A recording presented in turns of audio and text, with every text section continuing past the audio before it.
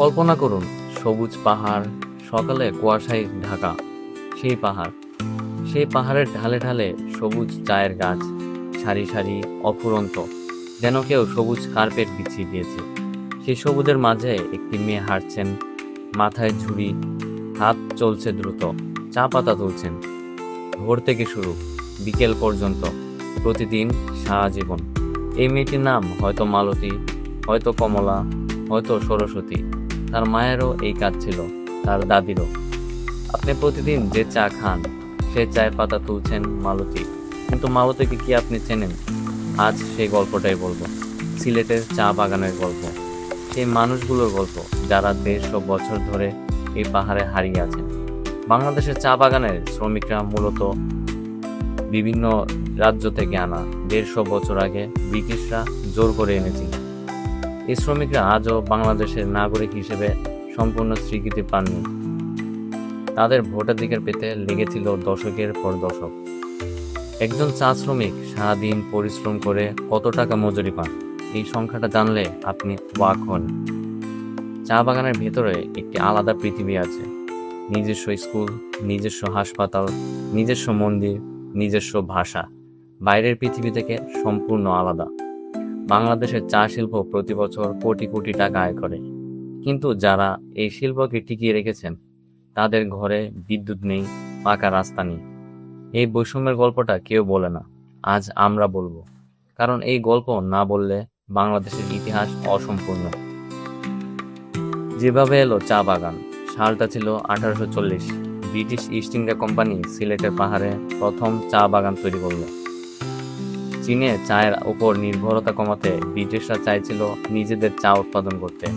সিলেটের মাটি আর আবহাওয়া চা চাষের জন্য আদর্শ। কিন্তু সমস্যা একটাই, স্থানীয় মানুষ চা বাগানে কাজ করতে রাজি নয়। তখন ব্রিটিশরা নিয়ে এলো বিভিন্ন প্রদেশ থেকে মানুষ। এদের বলা হয় কুলি। তাদের বলা হয়েছিল সিলেটে গেলে ভালো কাজ পাবে, ভালো বেতন পাবে। কিন্তু বাস্তবে ছিল অন্য গল্প। একবার চা বাগানে ঢুকলে বের হওয়ার পথ নেই। চুক্তিবদ্ধ শ্রমিক, বাগান মালিকের অনুমতি ছাড়া কোথাও যেতে পারবে না। এই ব্যবস্থার নাম ছিল ইনডেটার সিস্টেম। এটি ছিল একরকম আধুনিক দাসত্ব। ব্রিটিশ আমলে লক্ষাধিক মানুষ এভাবে সিলেটের পাহাড়ে আটকে গেলেন। ব্রিটিশরা চলে গেল, পাকিস্তান এলো, বাংলাদেশ এলো, কিন্তু সেই মানুষগুলো রয়ে গেল। তাদের সন্তানরা রয়ে গেল, সন্তানের সন্তানরা রয়ে গেল। আজও তারা সেই পাহাড়েই আছেন। চা বাগানের ভেতরের পৃথিবী। চা বাগানে ঢুকলে মনে হয় বাংলাদেশের বাইরে এসে গেছেন।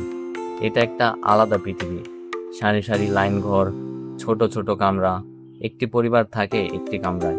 বাথরুম নেই, রান্নাঘর নেই, উঠোনে উনুন জেলে রান্না।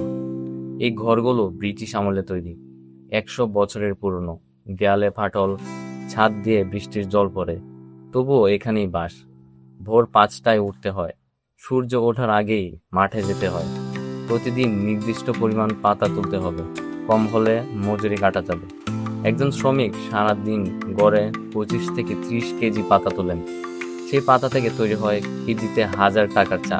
কিন্তু সেই শ্রমিকের দৈনিক মজুরি মাত্র 120 টাকা। এই হিসাবটা একটু ভাবুন।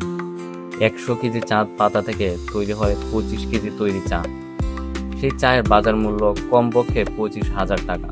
কিন্তু যে মানুষটি পাতা তুললেন, তিনি পেলেন মাত্র 120 টাকা। এই বৈষম্যের গল্পটা চায়ের কাপে ডুবে আছে, প্রতিটি চায়ের কাপে, প্রতিদিন। তবুও তারা হাসেন। এত কষ্টের মাঝেও চা বাগানের মানুষদের একটা আলাদা সংস্কৃতি আছে, একটি আলাদা প্রাণ আছে।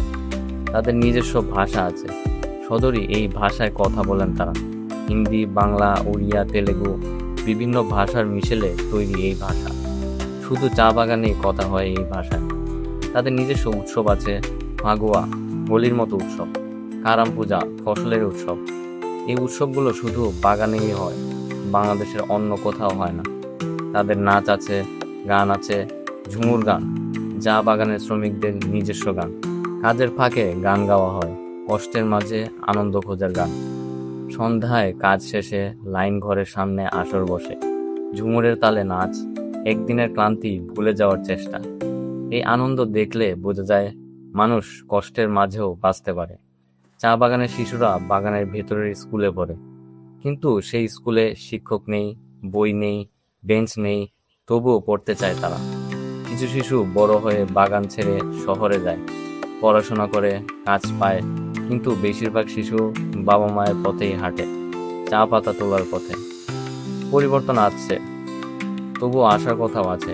ধীরে ধীরে পরিবর্তন আসছে।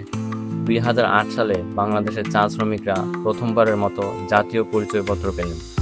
ভোটাধিকার পেলেন 150 বছর পরে। তারা আনুষ্ঠানিকভাবে বাংলাদেশের নাগরিক হলেন।